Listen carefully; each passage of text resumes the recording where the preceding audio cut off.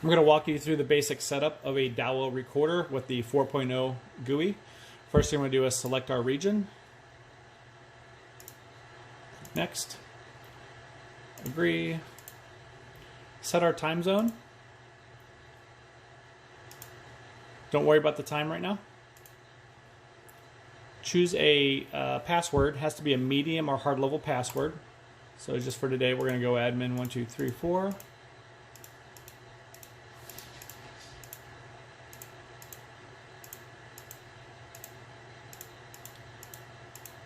Click OK.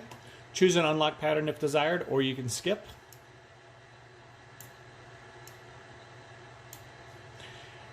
Reserved email. So you're going to put your email address in here, the customer's email or your company's email. This will assist you in doing a password recovery or password reset in the future if the customer forgets their password.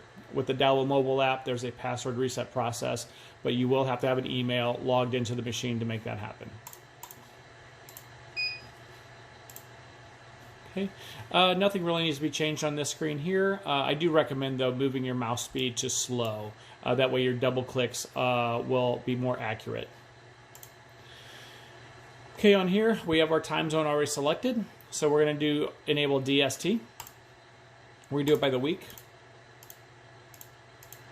Second Sunday, 2 a.m. in March. November, first week, Sunday, 2 a.m. We're also going to enable NTP. This will automatically sync up with an NTP server, giving us the accurate time and date. We're going to hit next. Next again. We're going to modify our IP address. You're going to want to go ahead and plug this into a router that's on the network. Go to modify and enable DHCP. All these are going to go zeros. It's scanning the network right now. The network host is handing out its DHCP address to the device. We'll hit OK. See, we still have zeros here. Don't worry about that. We're not going to do anything with this bottom section. Leave that alone. Next. And then right here we see it says it's offline. We're enabled. Our P2P service is enabled, but we're offline. We should see this go online here in a second. There we go. We are connected. With the Dahua mobile app, DMSS, you can get that from your app store. When you go to add a device from there, you're going to scan this serial number on the right-hand side. So this QR code basically has the serial number embedded, and this is what you'll scan with the mobile app to add it to the device. Click Next. So we see our added to cameras here. We have 6 IP cameras plugged in. They're automatically going to initialize to the recorder. Since we have assigned a username and password to the machine, the cameras that are connected to the internal PoE will automatically initialize and adopt that same username and password. Next. Recording schedule. How do we want to record? Are we doing general, 24 hours a day, nonstop? Or do we want to record on events and motion? If so, we're going to click this gear tool on the right. And I want to record general and motion, and I might be doing some IVS rules. Those are going to be indicators on my timeline, helps me do my investigations better if I can accurately find those events based on motion or tripwire or intrusion zones. So these are my recording methods I want to do. I'm going to copy them to all my days, and then I'm going to copy them to all of my channels. Next. We're not worried about snapshots. We're going to go ahead OK. And we're completed. Now we're going to log into the machine. And we're going to go to camera. So again, we went through our basic setup, our quick setup guide. Now these are our admin settings on the bottom. If we want to make any changes, we're going to do it down here. Going to the camera list. Well, let's go to encode. Here, we want to make sure that our camera's compression is H.265. Sometimes it might be 264 by default, but we want to go through each camera and make sure that it's 265. And then you can set your desired frame rates as needed per channel. And you'll have to go through each channel to make those changes individually. We want to make sure that the substream is also enabled. That's very important. Camera names. We can go through and label each channel, give it a custom name, and that will appear on the screen. Okay, let's go to network. See, our IP address has changed here. That's not what our local IP is going to be now. If we want this remotely accessible by IP address, and we're not going to use the P2P service, but we need to do port forwarding. We need to port forward this address, and we need to open these ports, the TCP port and port 80. So 37777 and 80. needs to be port forwarded, and then you would remotely connect to this device by using the public IP of your internet service. Storage. Let's go to schedule. So we set this up in our quick setup guide. If we need to make changes, we go in here and modify as needed. Disk manager. If we want to format our hard drive after we're done with all of our programming, we might want to format the hard drive, wipe it clean before we turn it over to the customer. Record estimate. So we've got 6 cameras connected here. It reads the resolution, the frame rate, the recording schedule. How many days recording am I going to get out of this? I can click by time. Click select, choose the hard drive, apply. It knows that I have a 2 terabyte hard drive. I'm going to get about 8 days based on my recording settings here. But I could also go and say, what am I going to get if I had an 8 terabyte hard drive in here? I'm going to get 34 days. So this is a easy storage calculator built into the machine. Okay. So we're going to go to system. Again, nothing really needs to be made here out of the gate unless you want to do something special like logout time. 10 minutes of idle time, the system will log you out. If you change it to 0 and apply, it'll never log you out. The system will always stay logged in unless the system reboots, then you'll have to log back in. Non-login user permission. What's this? Let's say this is an area where you want a covert camera, a back office camera, an area that you do not want displayed in the live view when you're logged out. So you would just deselect the cameras that you do not want displayed when you're logged out, click OK, apply, and then I'm going to log out. So we have our other cameras, but we do not have channels 1 and 2. Unless we log in, now those cameras are back, right? So you can find that in the non-user login area. Okay, date and time. As you can see, we have the correct date and time. It is, in fact, 2:39 Central Time. The reason it automatically pulled the time was because we had the DST enabled accurately, and we are subscribed to an NTP server that is automatically updating our time for us. Okay. Security settings. If you need to make any sort of security service changes, you don't want push notifications, you don't want on-VIF devices, you can make these changes in here. If you need a certificate, those are also found in here. In account, this is where we're going to add users if needed. So we have our admin, that's our #1 login. But we want to add users. Let's say this is a daycare, or we need additional users, but we do not want to issue them certain rights. So we're going to give them a username, password, confirm the password, and we can deselect what they're able to view on playback and live view. So we can get very granular with their permissions. Okay, so that is the basic setup area. Now, if we're going to do motion recording, we need to go into alarm, video detection, and in motion detection, we need to make sure it is enabled. We can go into the setting and deselect the areas we do not want to trigger the motion. Hover at the top of the screen and we'll get our sensitivity and threshold areas. 80 and 5 is about a good number, but you can play with it to see what's good for you. Right click and hit apply. Before you change to another channel, make sure you hit apply. Okay? So you'll just want to go through and make sure that the motion is enabled for every channel you're doing motion recording from. Now, we also might want to do IVS rules. That's our intelligent video settings. Tripwire, intrusion zones. So we're going to AI, parameters. We want to enable the smart plan. So some cameras might have a feature like face detection, but we're going to use the IVS rules. So I'm going to go to IVS and enable that smart plan on that camera. Then I'm going to go to IVS and create a rule. I'm going to make a intrusion zone. So out here on this porch area, I want to trigger my event recording or push notification if somebody enters the porch in this box. So they could appear in the box, cross the line, either or, click OK, and apply. Okay, so I'm going to enable some smart plan on some other cameras here.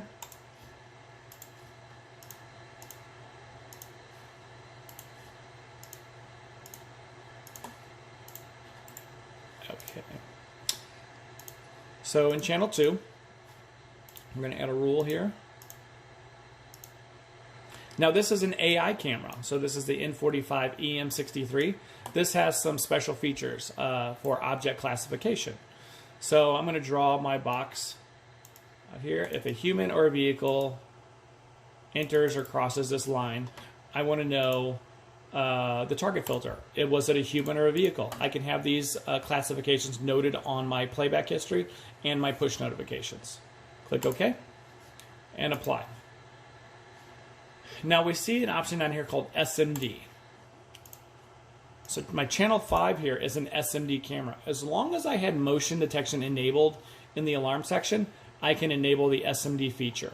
So I don't have to go in and do any sort of granular settings, deselect certain areas I don't want to trigger the motion. I'm only going to have these effective targets trigger my alerts. So I'm not going to get bothered by rain, lights, bugs being attracted to the IR, a spider building a web in front of the nest. If I use the SMD technology, it will only trigger upon human or vehicle classifications. And hit apply. Okay. So we'll go back out to the main menu here, and we can change our views. Single camera view, multi-channel, 1 through 4, 5 through 8, and so on. 3x3, a 9 view, and a 16 view if you have a 16-channel recorder. The live mode. So we're in a general view right now where we see our cameras, or we can go to the AI mode. So we have the sidebar over here. Anytime that we have an event, so we have a target cross into our detection areas, we're going to see those live action results pop up on our screen. So hopefully we get a vehicle pass by the area pretty soon, or I can just walk out on the porch real quick and create an alert.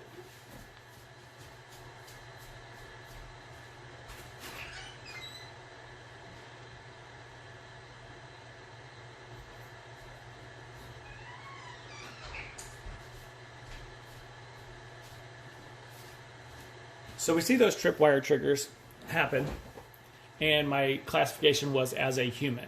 So let's go back in the menu, AI. Now we can search. We can search events. We could say, show me the AI events that happened today between what time and what time. So we're going to go with 14:30 and later in the day. I can search. Oops, that was face detection. Sorry, we're going to do a AI search. 4, today's 8. And we see my events in here. So this really gets helps you with your investigations. So you don't have to sit through hours and hours of timeline footage clicking around. This takes you to your actual events. So that is an AI search.